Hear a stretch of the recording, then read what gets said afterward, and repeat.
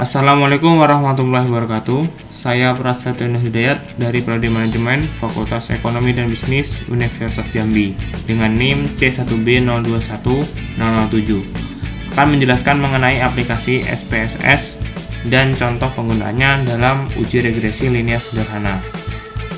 Aplikasi SPSS adalah salah satu program yang digunakan untuk menganalisis data statistik ataupun pengolahan data. Uji regresi linear sederhana harus kita pahami terlebih dahulu. Untuk beberapa konsepnya yaitu tujuan. Analisis regresi linear sederhana digunakan untuk menguji pengaruh satu variabel bebas terhadap variabel terikat. Untuk syarat uji regresi linear sederhana itu ada valid dan reliable untuk data primer. Data harus lulus dari uji asumsi dasar, yaitu normalitas dan linearitas.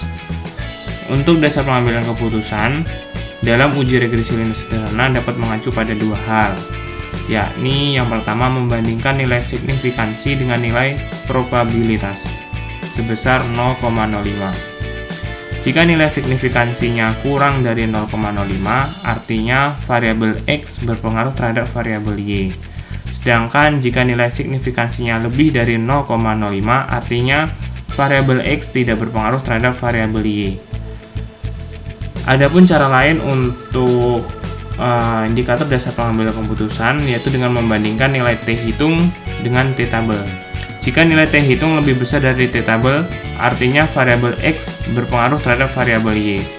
Jika nilai T hitungnya kurang dari T tabel, artinya variabel X tidak berpengaruh terhadap variabel Y. Untuk langkah awal dalam pengolahan uji regresi linear sederhana ini, kita harus memiliki data bahan atau data hasil penelitian untuk kita olah nanti. Di sini saya sudah menyiapkan dari hasil penelitian pengaruh kualitas pelayanan kepada calon pembeli terhadap tingkat penjualan barang. Di sini ada variabel kualitas layanan yang ditunjukkan oleh X dan penjualan barang yang ditunjukkan oleh atau disimbolkan oleh Y. Kualitas layanan di sini sebagai variabel bebas atau variabel independen, dan penjualan barang adalah sebagai variabel terikat atau variabel dependennya. Di sini ada 34 data responden dalam penelitian ini yang akan kita olah nanti. Setelah kita memiliki data mentahnya yang akan kita olah, selanjutnya kita masuk ke aplikasi SPSS. Nah, pada variabel view kita mulai mendefinisikan variabel yang akan kita masukkan. Pada kolom name, pada baris pertama saya isikan X dan baris kedua yaitu Y.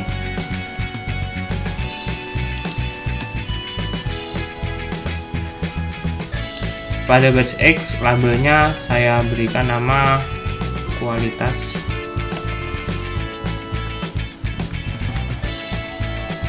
layanan. Dan pada baris Y, labelnya saya berikan nama penjualan barang. Nah, sekarang kita sudah mendefinisikan atau memberikan nama untuk variabel yang kita masukkan ke aplikasi SPSS. Langkah selanjutnya kita masukkan data yang ada di Excel tadi ke data view. Caranya kita blok data yang ada di sini. Lalu Ctrl C atau di copy.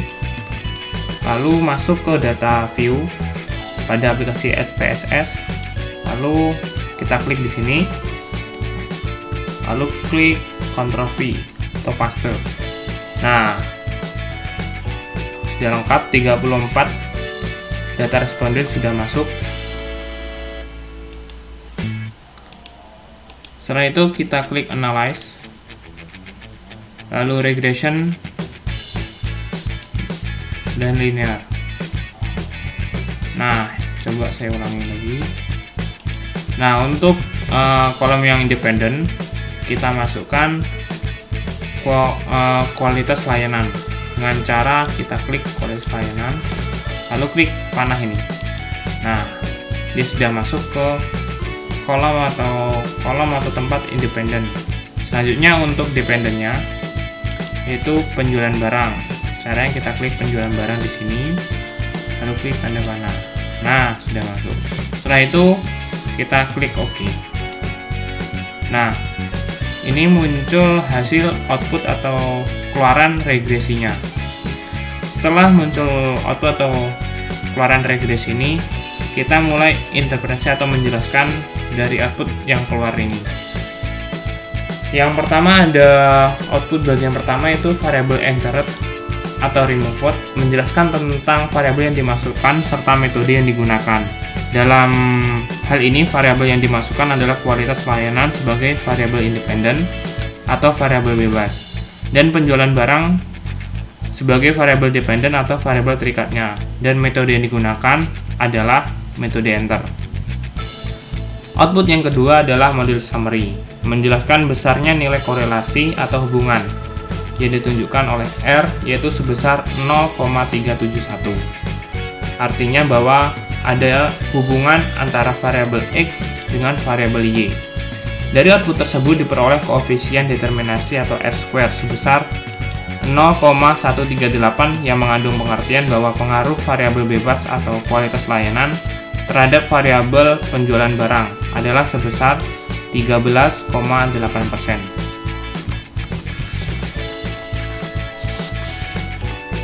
Output yang ketiga adalah ANOVA. Sebelumnya biasanya output bagian ketiga ANOVA ini biasanya digunakan pada uji regresi linear berganda, tetapi kita coba interpretasi juga untuk uji regresi linear sederhana. Output bagian ketiga atau ANOVA, dari output tersebut diketahui bahwa nilai F hitung adalah 5,123 dengan tingkat signifikansi sebesar 0,031 yang kurang dari 0,05. Maka model regresi dapat dipakai untuk memprediksi variabel penjualan barang, atau dengan kata lain ada pengaruh variabel kualitas layanan yang disimbolkan oleh X terhadap variabel penjualan barang yang disimbolkan oleh Y. Output bagian keempat yaitu koefisien. Diketahui dari output bagian keempat ini konstan atau disimbolkan oleh A sebesar 128,708, sedangkan nilai kualitas layanan yang disimbolkan oleh B atau koefisien regresi sebesar 0,608, sehingga diperoleh persamaan regresinya itu kita dapat ditulis Y sama dengan A plus BX, lalu Y sama dengan, karena A tadi 128,708 kita tuliskan, dan ditambah B nya tadi 0,08, jadi Y sama dengan 128,708 plus 0,608X. Persamaan tersebut dapat diterjemahkan bahwa yang pertama, konstanta sebesar 128,708 mengandung arti bahwa nilai konsisten variabel tingkat variabel penjualan barang adalah sebesar 128,708. Yang kedua, koefisien regresi X sebesar 0,608 menyatakan bahwa setiap penambahan 1% nilai kualitas layanan, maka nilai penjualan barang bertambah sebesar 0,08. Koefisien regresi tersebut bernilai positif, sehingga dapat dikatakan bahwa arah pengaruh variabel X terhadap Y adalah positif. Poin penting dari hasil regresi atau output ini yaitu pengambilan keputusan dalam uji regresi linear sederhana.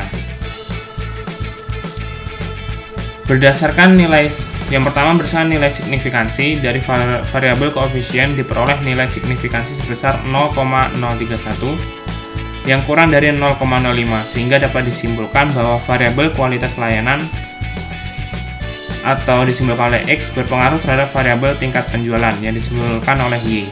Yang kedua, berdasarkan nilai T, diketahui nilai T hitung sebesar 2,263 yang lebih besar dari T tabel, yaitu 2,040, sehingga dapat disimpulkan bahwa variabel kualitas pelayanan atau X berpengaruh terhadap variabel penjualan barang atau Y.